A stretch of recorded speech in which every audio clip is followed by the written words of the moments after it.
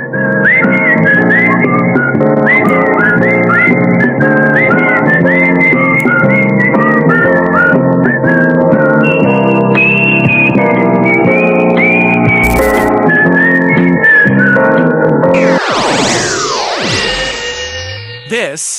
is What the Flicks. If I were to do this, if I even could do it, I'd need a guarantee. How do I know you can deliver? You don't. But I can. Hello, friends, and welcome to our new digs here at Pinewood Studios in Atlanta, Georgia. My name is Clarence. And I'm T-Bob, and today we are reviewing Christopher Nolan's The Odyssey here on What the Flicks. Christopher Nolan's The Odyssey is based on the original Greek writings of Homer. Nolan writes his own screenplay adaptation to bring this epic to the big screen. Ain't no time traveling this one, folks.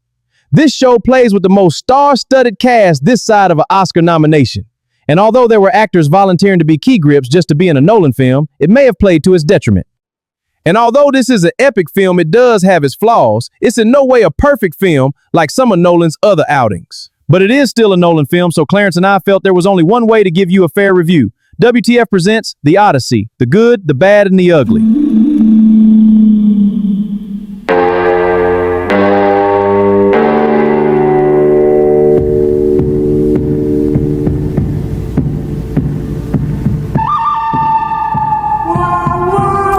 How does a Christopher Nolan break the ice at parties? He starts with the punchline and works his way to the introduction.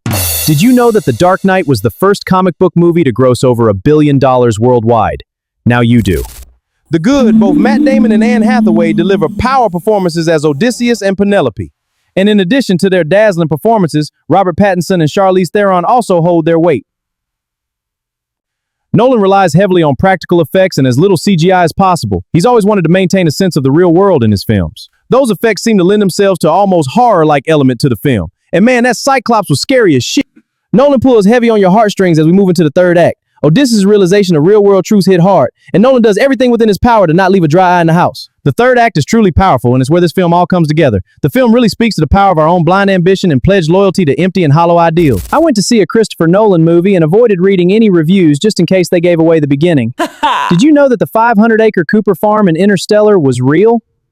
And after the film, the crew sold the corn for a profit. Okay, folks, the bad. Tom Holland. I know, don't stone me. But unfortunately, his acting chops weren't nearly ready to bite down into this meaty steak. It can be tough holding your own when you're face-to-face with Anne Hathaway. But in a Nolan film, you gotta bring it or just stay home. Holland wasn't the only weak performance. John Bernthal fumbled more times than Leon Lett of the Dallas Cowboys. And I'm not a great thespian myself, but Benny Safdie as Agamemnon was just terrible. He must have compromising pics of Nolan's or something. There's a funny meme on the net about not traveling with Tom Hanks because of his uncanny ability to run into trouble while traversing the globe. And Nolan must have had something like that in mind while writing, because every time Odysseus and his crew get off the boat, some tragedy befalls them. The problem is that it happens so much it starts to lean towards the comical and loses some of the tension that makes the story so great. Nolan was once asked if he could ever direct a comedy. He replied, "I could, but I'd release the punchline before the setup." Did you know that in Dunkirk, famed actor Michael Caine, a frequent collaborator of Nolan's, makes a brief uncredited voice cameo as the RAF commanding officer heard over the radio? All right, folks, like my ex-sister-in-law from my second marriage, it's time for the ugly. I'll be the one to say it, that dialogue was just god-awful. Why Nolan thought we'd want to hear a Greek poem in a Boston accent is beyond me. Clarence, I have enough common sense to let you handle this one. Folks, I love you, but some of the casting was just straight up horrible. If you're going to cast a movie, do it with the intent of bringing a character to life, not to push your film or an actor down the Academy's throat. If you see the actor instead of the character, you failed as an actor. I bet $1 to a dime that Elliot Page receives an Oscar nod for exactly 3 minutes of screen time. There's way too much to this film to give it an accurate review in 5 minutes. It's complex and layered on one side. And at the same time, the pacing could keep you from ever getting into the film if you can't make it through the setup. The entire movie hinges upon the third act, just as the main character is moving into his own self-realization. The crescendo of his life and story arc rise with the ocean's tide that brings him back to his beloved Ithaca.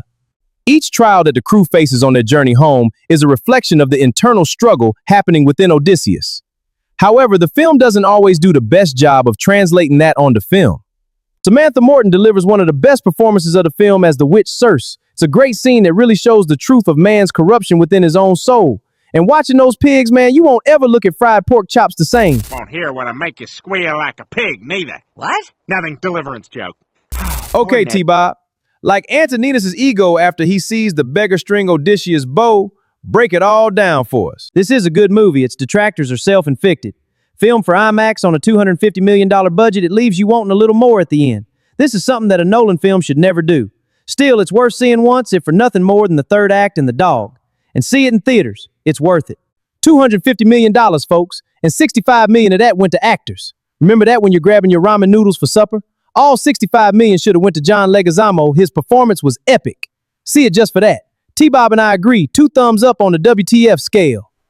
There you have it. Christopher Nolan's The Odyssey. Have you seen it? Comment below and let us know. I'm Clarence. And I'm T-Bob, and thanks for joining us in our new studio. Don't forget to like and subscribe. And like always, this has been What the Flicks. No one cared who I was till I put on the mask.